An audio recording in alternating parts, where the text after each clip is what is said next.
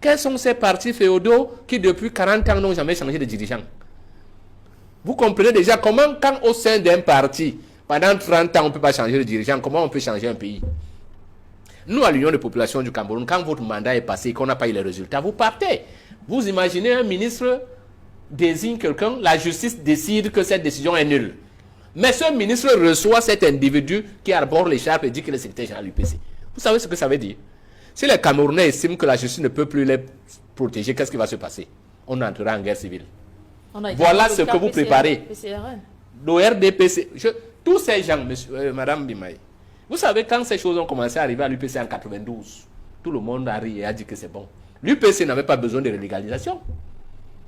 L'UPC a été remise sur les rails en 66 et elle n'a plus jamais été dissoute. Mais le RDPC avait violé. Edmond faisait comme s'il découvrait. Au RDPC, on ne respecte aucune loi. Même les propres lois qu'ils ont fixées. Depuis que le PO lui est là, il a déclaré ses biens. Quel est ce ministre qui ont déclaré leurs biens? On a vérifié. Depuis que nous sommes revenus à la démocratie, quand la Cour des comptes sort son texte, est-ce qu'on fait la suite? Maintenant, il y a les décisions de justice qui sont tombées. Le Premier ministre a reçu un président du conseil d'administration qui est sanctionné par la loi. Le conseil constitutionnel a dit que ce monsieur n'a pas qualité pour parler au nom de l'UPC. Même vous, les médias, nous, on s'est simplement dit qu'on ne va pas faire des procès à tout le monde. Vous vous imaginez? Le conseil constitutionnel dit qu'un individu, c'est-à-dire le monsieur Paul Hipote, n'est pas qualité pour parler au nom de l'UPC. Et les ministres de ce pays le reçoivent en tant que secrétaire général et ils écrivent ça. Il reste quoi au Cameroun à faire? Dites-nous. Qu'est-ce que vous nous proposez comme solution quand vous piétinez la loi? Voilà les histoires qui vont mettre ce pays à feu et à sang. Mais je pense que Paul Biya, du haut de sa sagesse, parce qu'à son âge maintenant, il ne vous reste que la sagesse et la vérité, je crois qu'il va mettre terme à ce jeu. Et je pense même que pour une fois, il va mettre terme à ce jeu de manière brutale. Et les gens n'auront que les larmes pour pleurer. Et je pense que le professeur Mathias ne devrait pas faire de telles sorties. Parce que là où nous sommes là, personne ne sait ce que le président de la République va faire. Mais moi, je pense que pour une fois, il posera un acte qui permettra au Cameroun d'échapper au chaos que les uns et les autres dessinent. Parce que ces gars dessinent le chaos, pourquoi? Quand ils menacent Maurice Kamto, déjà ils veulent installer ça dans un clivage communautariste. Et c'est un coup monté. On avait fait à l'UPC.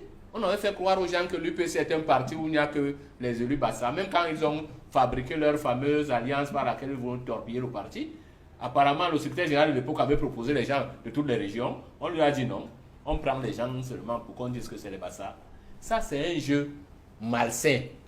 C'est un jeu qui entraîne la guerre civile.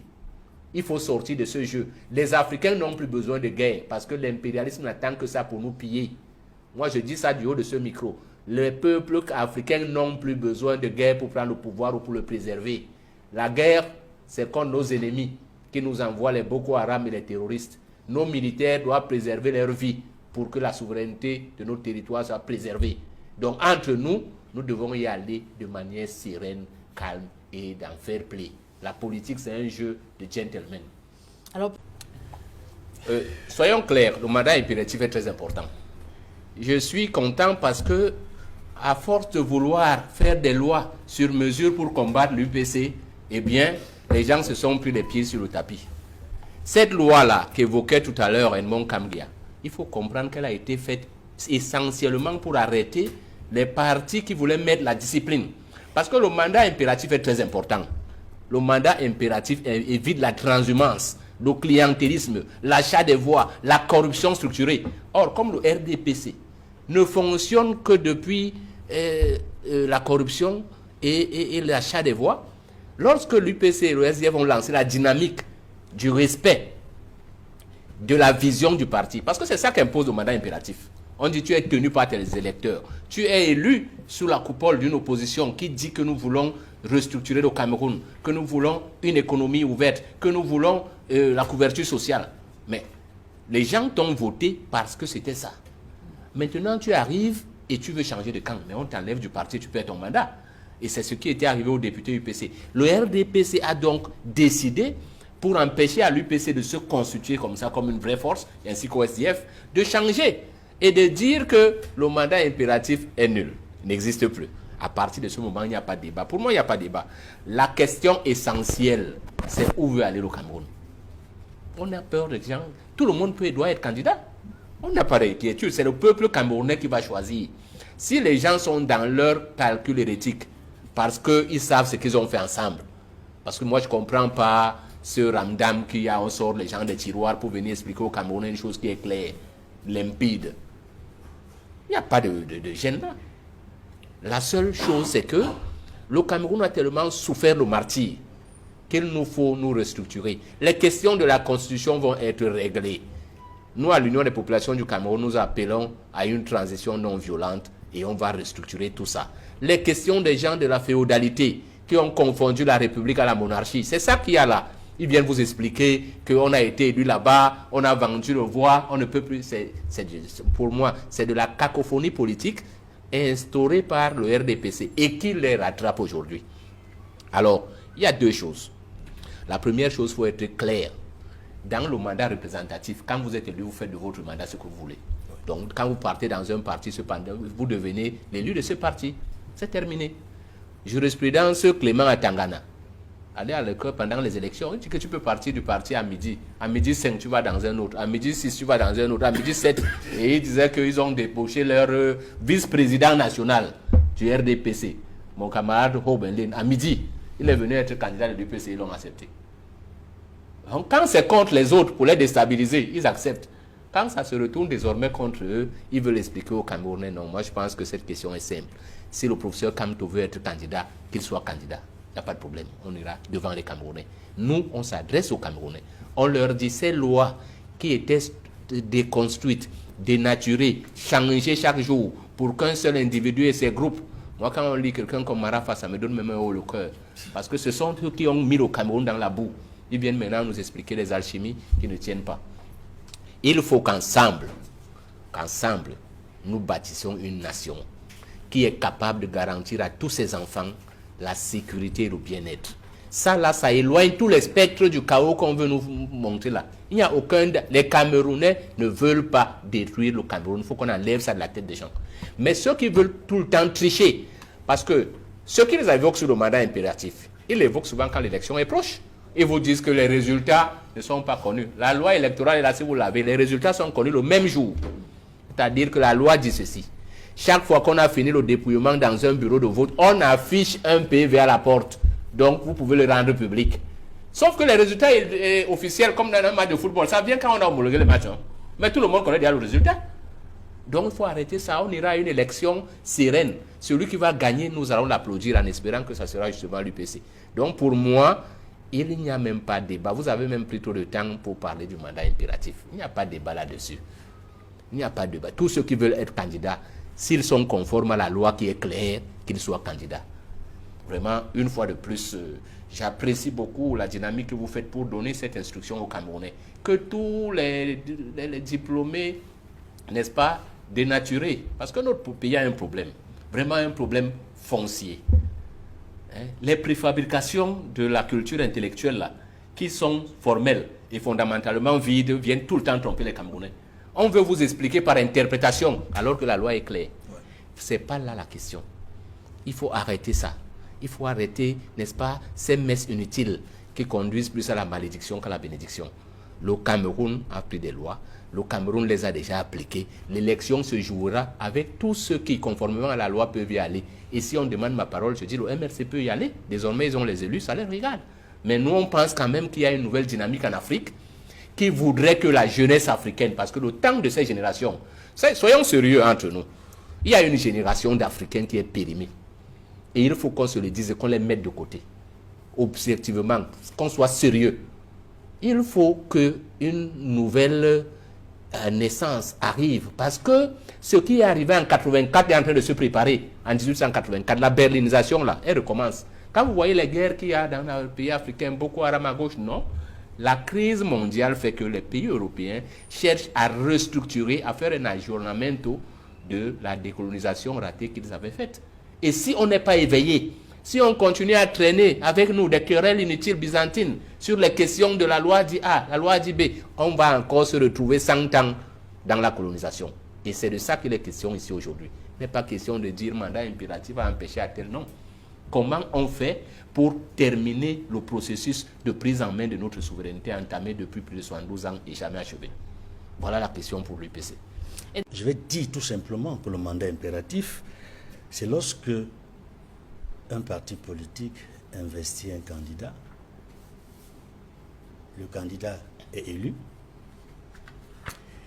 et désormais le candidat qui est élu dépend de ce parti qu'il a investi.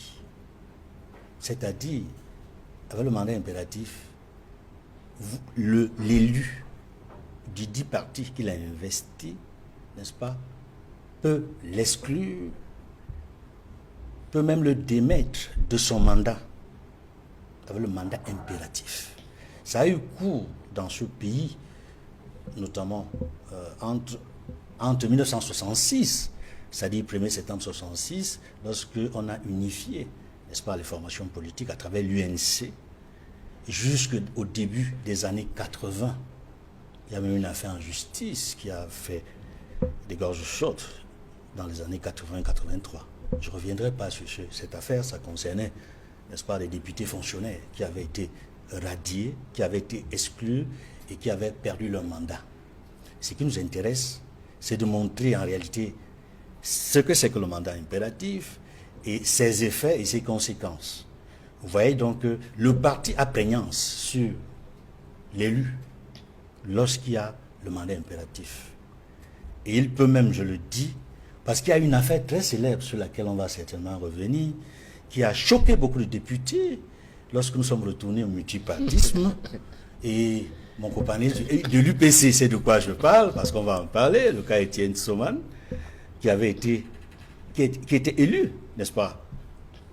Quand je parle de la première législature du retour au multipartisme, je parle des élus issus, n'est-ce pas, des législatives du 1er mars 1992. C'était donc ceux qui étaient là entre 92 et 97. Donc, la tendance, Augustin Frédéric Cordoc avait des députés dans cette assemblée.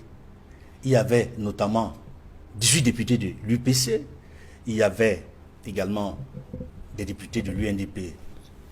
Ils étaient 68, le MDR 6. Le RDPC avait eu une majorité relative, 88 députés seulement, donc ils n'avaient pas la majorité absolue. Ce sont les formations politiques à l'Assemblée qui étaient majoritaires. Il a fallu que le MDR s'allie avec le RDPC pour que le RDPC, le MDR puisse contrôler l'Assemblée nationale avec le président Cavaille et Guédibril, qui est en fonction au perchoir depuis 1992. Voilà un peu pour retracer un peu les faits. C'est-à-dire la prégnance du mandat impératif qui a fait beaucoup de mal jusqu'au cas de Étienne Soman qui avait été exclu, n'est-ce pas, de l'UPC, tendance Kodok, je dois préciser, parce que ce n'était pas tout l'UPC, toutes les tendances qui étaient allées à cette élection. La tendance d'Etoumanza n'était pas allée à cette élection, avec boycotté. C'est la tendance Kodok qui était allée à l'Assemblée, et parmi ces députés, ceux qui n'étaient pas d'accord avec lui sur les stratégies à l'intérieur du parti, il les a exclus, Soman et deux de ses camarades. C'est comme ça que Soman a quitté l'Assemblée nationale, exclu du parti, il a perdu son mandat. Ça a choqué l'ensemble des députés, y compris les députés du RDPC, qui ont dit plus jamais ça. Ça ne les avait pas choqués. Et je vais également parler du mandat représentatif, avant d'aborder, si vous le voulez, parce que c'est important, la genèse, comment est-ce qu'on en est arrivé là. Tout à fait. Oui, oui. Le mandat représentatif signifie tout simplement que la nation élit ses représentants, élit ses élus. Et une fois élus, ces représentants-là se déterminent librement, en toute indépendance, dans l'exercice, n'est-ce pas, du pouvoir politique. C'est-à-dire, dans le mandat représentatif, les élus sont libres, totalement libres, parce qu'ils sont le reflet de la souveraineté nationale. Et je rentre alors dans la Constitution pour qu'on comprenne mieux. Article 15. Constitution du 18 janvier 1996, il y a deux paragraphes qui m'intéressent ici, qui va faire l'objet du débat ici. Paragraphe 2, chaque député représente l'ensemble de la nation. C'est tout l'intérêt du mandat représentatif. Parce que lorsque vous êtes élu, même si vous avez été investi par une formation politique, vous êtes, pour le cas du député, vous représentez l'ensemble de la nation. Et tous les élus, qu'ils soient des magistrats municipaux, qu'ils soient sénateurs, qu'ils soient conseillers régionaux, tous les élus représentent la nation.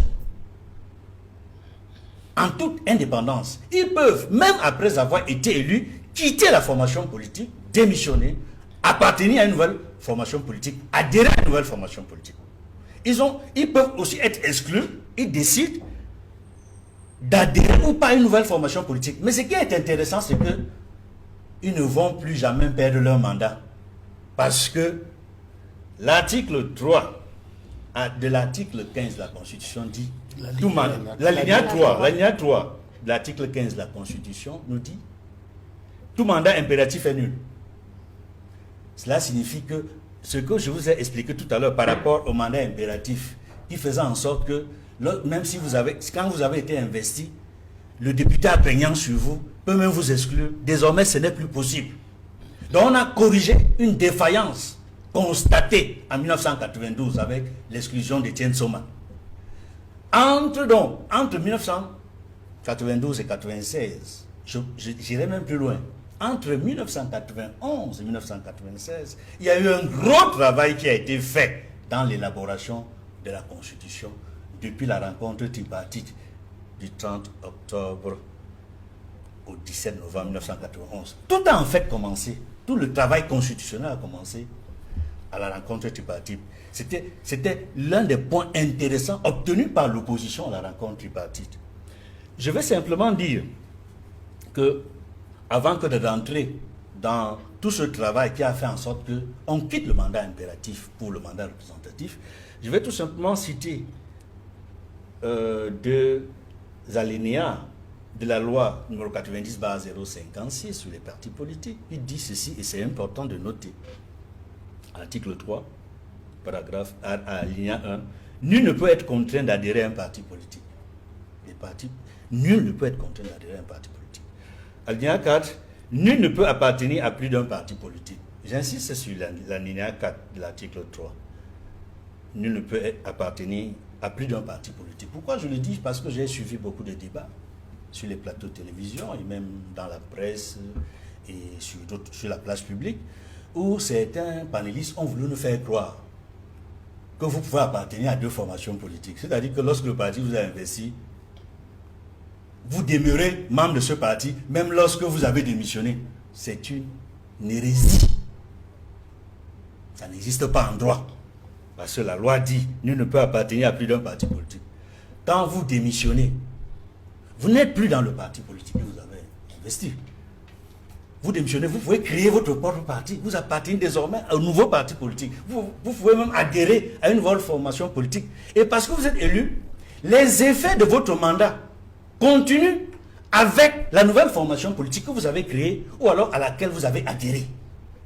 Maintenant, je vais prendre juste des exemples avant de revenir sur l'historique de l'élaboration de la Constitution qui a permis de mettre fin à cette histoire de mandat impératif. Je prends juste des exemples qui renforcent l'idée selon laquelle tout mandat impératif est nul. Je prends quelques exemples. Je vais prendre l'exemple de deux députés du SIF qui ont quitté le SIF et qui ont adhéré au RDPC. Et évoquer rapidement la jurisprudence Aya Abine. Le député SIF favori 4, Oscar Edimon Doumbé, qui est bien connu, a démissionné du SIF le 5 octobre 2018. Il a rejoint le RDPC de manière officielle à la séance plénière de l'Assemblée nationale le 19 mars 2019. C'est important, les précisions et les dates. Dès lors, il siégeait dans les rangs du RDPC et agissait comme militant du RDPC et appartenait au groupe parlementaire RDPC. Je prends un autre exemple d'un député SDF qui a rejoint le RDPC. Le député Akamwa, oui, a démissionné de sa formation politique. Je me rappelle bien parce que j'avais les échos de la conférence de presse qu'il avait tenue ce jour-là, après avoir démissionné. C'était le dimanche 22 mars 2015 à Yaoundé, à l'hôtel des députés. Il donnait une conférence pour expliquer pourquoi il retourne dans son ancienne maison. Il disait que le RDP c'est mon ancienne maison. J'ai dit le RDP, le SDF, parce que la direction du parti, le leadership du parti, je ne me retrouve plus sur le plan idéologique. C'était sous le feu chairman Nijon Fondi.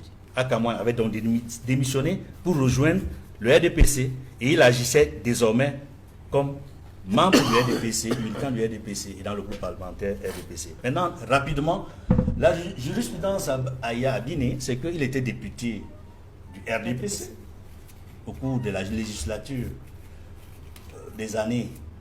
Je me rappelle, c'est en 2011 qu'il a démissionné, il était député. Il décide, la même année-là, l'année-là, il y avait l'élection présidentielle d'octobre 2011, il démissionne de sa formation politique. Il crée son parti politique, le PAP, il dépose sa candidature. Et je me rappelle également qu'il y avait eu des contestations au sein du RDPC. Certaines personnalités, certains cadres du RDPC avaient porté plainte, ça l'a fait aller jusqu'à la Cour suprême.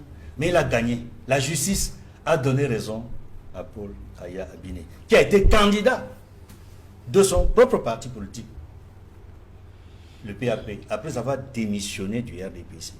Parce que tout mandat impératif est nul. Bon, je ne sais pas. Non, pour clore cette première phase, c'est important. Pour montrer qu'effectivement le mandat impératif est nul, je vais citer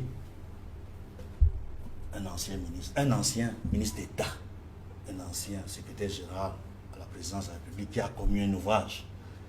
Il est malheureusement dans les liens de la prévention, il est en prison, Marafa Amidou Yaya. Il a été secrétaire général à la présidence de la République entre 1997 et 2002. Donc il fait partie, n'est-ce pas, de ces ministres-là qui ont implémenté la Constitution de 1996 en étant secrétaire général du RDPC entre 1997 et 2002, avant d'être ministre de la secrétaire de la présidence, pas du RDPC. Secrétaire général de la présidence de la République. Voilà. Oui, secrétaire général de la présidence de la République entre 1997 et 2002. Avant d'être par la suite, pendant 10 ans, ministre de l'administration territoriale et la décentralisation. Vous savez très bien, M. Fauchivet, qui est en charge des organes, n'est-ce pas, de l'aspect organique des textes, de la coordination de tout ce travail-là au secrétaire, à la présidence de la République. Qui c'est? Le secrétaire général de la présidence de la République. Donc c'est Marafa, qui était donc en charge de tout ce qui concerne des textes, qui coordonne tout le travail. Et on avait déjà la Constitution qui avait été adoptée, promulguée par le chef de l'État le 18 janvier 1996. Et voici donc ce qu'il dit. C'est très important dans son ouvrage, qui me semble-t-il va clore ce débat sur le mandat impératif qui est nul. C'est à la page 123. Le livre, c'est le choix de l'action. Le choix de l'action, c'est très important, cet ouvrage. Le choix de l'action, mais 10 ans au Minat. Voici exactement ce qu'il dit à la page 123. À la page 123. Ça, c'est quelqu'un qui était en charge de cette question-là, aussi bien comme secrétaire général de la présidence de la République, comme Minat, pendant 10 ans. Voici ce qu'il dit. Ça, c'est un extrait. Mais sur la question du mandat des élus, il dit ceci. Le Social Democratic Front, SDF, a posé des problèmes d'un autre ordre. En plus de causer des troubles de faible importance lors des opérations d'investiture, le parti a fréquemment radié des magistrats municipaux nouvellement élus, en demandant aux Minat de les démettre de leurs fonctions. Nous avons toujours opposé une fin de non-recevoir à ces requêtes, estimant que si l'investiture est du ressort des partis politiques, une fois élus, les magistrats municipaux et les députés deviennent des responsables publics et ne sont astreints qu'au respect des lois de la République. Fin de citation. Je pourrais revenir par la suite, lors d'une autre prise de parole, pour expliquer comment on est parti de la tripartite à la Constitution qui consacre le fait que tout mandat impératif est nul. Et comment est-ce qu'on parvient à la Constitution du 18 janvier 1996? C'est important de le savoir. Cette Constitution qui a des acquis de ce que j'appelle la rencontre tripartite. Parce que c'est là-bas, à la rencontre tripartite, que l'opposition parvient à imposer dans l'agenda, dans l'ordre du jour, le débat sur la réforme constitutionnelle, qui n'existait pas avant. C'était pas ce qui était prévu initialement à la rencontre tripartite. Il s'agissait de débattre de 2 textes seulement. L'accès des partis politiques dans les médias publics et ensuite le débat autour d'un avant-projet de code électoral. Vous voyez bien que, même quand on parle de code électoral, c'est depuis la rencontre tripartite. C'est des acquis de la tripartite. C'est pourquoi c'est important que je revienne. Comment est-ce que le débat sur la réforme constitutionnelle nous a permis d'évoluer jusqu'à obtenir la Constitution du 18 janvier 1996, où on voit une disposition de l'article 15 qui renforce le pouvoir des élus. Donc, dans mon ouvrage que voici, le journalisme du carton rouge, réflexion et chronologie des années orageuses, je l'ai publié en 2003, à la page 242, je note ceci, le 30 octobre 1991, c'est le début de la conférence tripartite pouvoir, opposition, société civile. Les participants obtiennent, entre autres choses, la levée des villes mortes, la promesse du démantèlement du commandement opérationnel et surtout ceci, la promesse de l'élaboration d'une nouvelle constitution.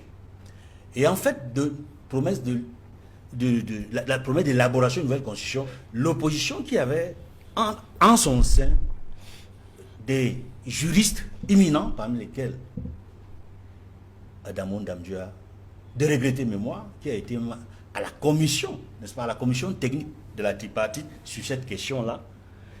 Quand ils ont obtenu qu'on débatte aussi de la réforme constitutionnelle, très vite, le parti au pouvoir et la société civile se sont rangés du côté de l'opposition. On dit c'est une question importante de débat de la Constitution, de réviser. Parce que la question de la révision de la Constitution du 2 juin 1972 est véritablement axée, débattue à partir de la rencontre tripartite par tous ceux qui avaient été invités. Donc, dès lors que le projet de réforme constitutionnelle a été accepté, on a créé, ça on est en 91, hein.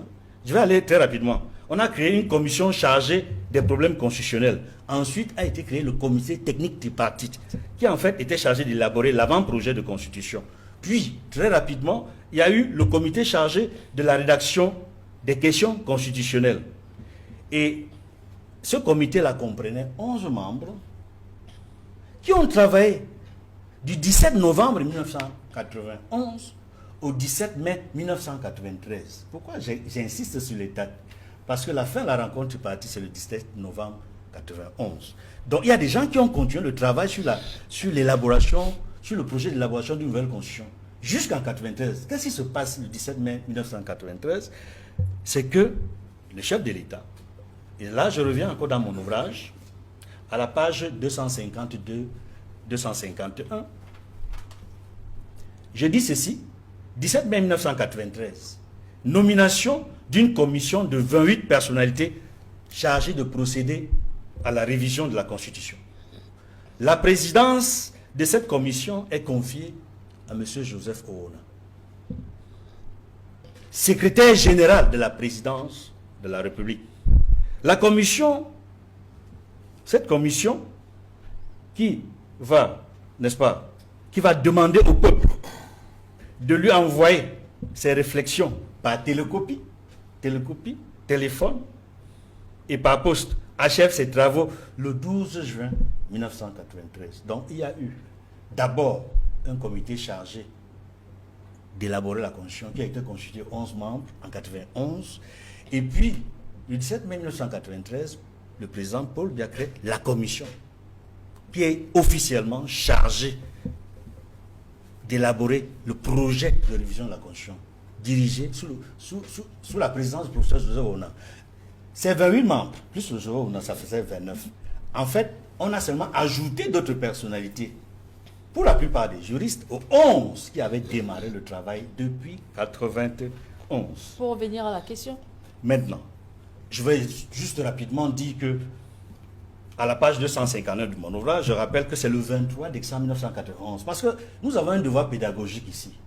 Nous sommes là pour expliquer et enseigner sur des questions que tous les téléspectateurs ne sont probablement pas ni forcément au courant.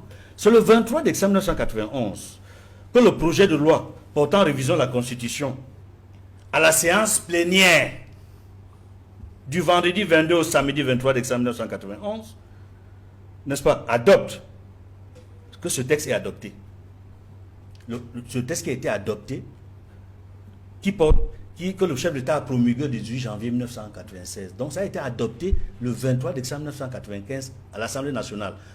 Sur les 170 députés présents, il faut le noter, 160 ont voté pour, 2 ont voté contre et 8 se sont abstenus.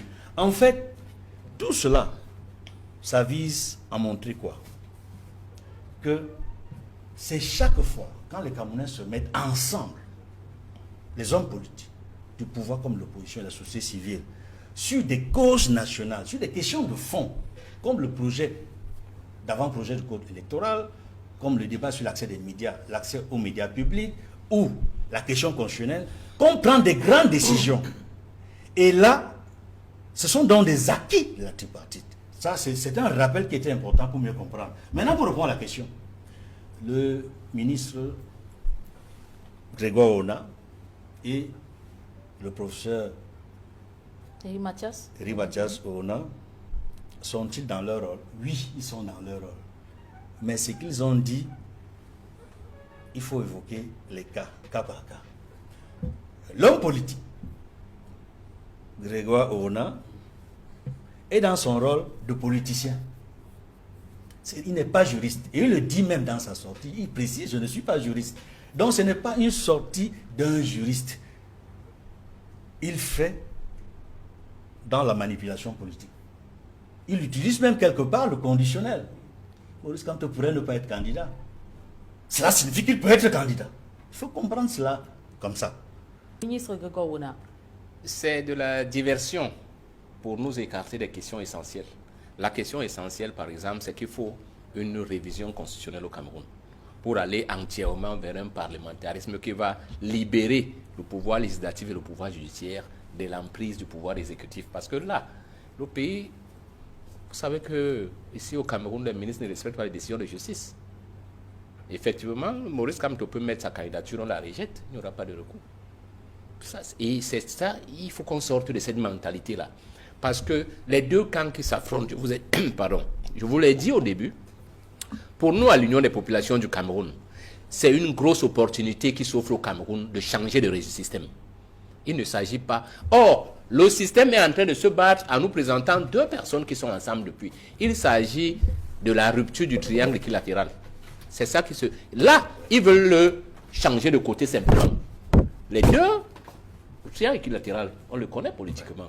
Donc, le code électoral a été constitué pour la préservation du triangle équilatéral. La constitution du Cameroun et les lois qui ont été prises, je vous ai expliqué maintenant, visaient simplement à écarter l'UPC pour faire maintenir en place la demi-souveraineté et le triangle équilatéral. Maintenant, nous sommes dans l'impasse. Donc, Mathias Grégoire, en fait, quelque chose se prépare. Paul Biya sera-t-il candidat? Je crois que quand on est sérieux, à 95 ans, on ne vient plus. OK? Et comme l'association administrative à caractère politique, UC, UNC, RDPC, n'a jamais pensé, je suis content aujourd'hui que un de leurs militants parle par exemple des questions de monnaie, mais il y a des questions plus importantes. La question de la défense nationale, la question de l'énergie et de l'eau, la question même de ce que le Cameroun avait mis en place dès son arrivée à la souveraineté, l'indépendance économique à partir de la production agricole. Voilà les questions importantes. Et nous, à l'Union des populations du Cameroun, nous disons que le socle constitutionnel doit respecter la liberté individuelle des Camerounais. Chacun a le droit d'aller aux élections. Moi, je pense même que dans la nouvelle constitution, on doit laisser ça libre. L'État peut même gagner l'argent à travers les élections. On laisse ça, on met une caution et puis vous payez. Vous venez là, même si vous êtes 1000. Vous savez combien de candidats il y a souvent aux États-Unis? Vous savez comment on fait les candidatures en France là? Vous payez simplement le montant qui est estimé pour vos bulletins de vote et autres. Vous partez à l'élection. Ça permet de mettre l'argent et ça permet d'instruire le peuple camerounais. La querelle électorale est clivante et menace la paix sociale. Pourquoi? Parce que nous avons économiquement échoué.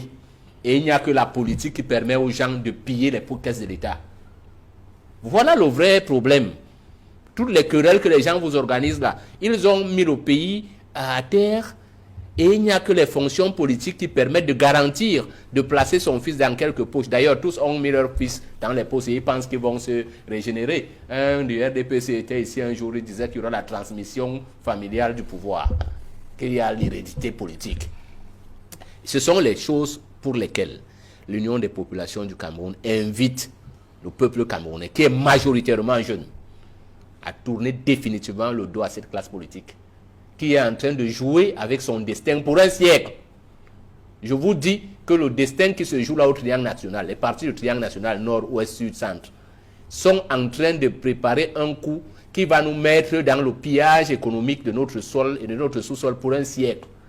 Il faut donc que les Camerounais, comme on avait essayé de le faire à la tripartite et que ça a échoué parce que l'emprise de l'impérialisme est venue tout détruire, on aurait pu sortir avec une grandeur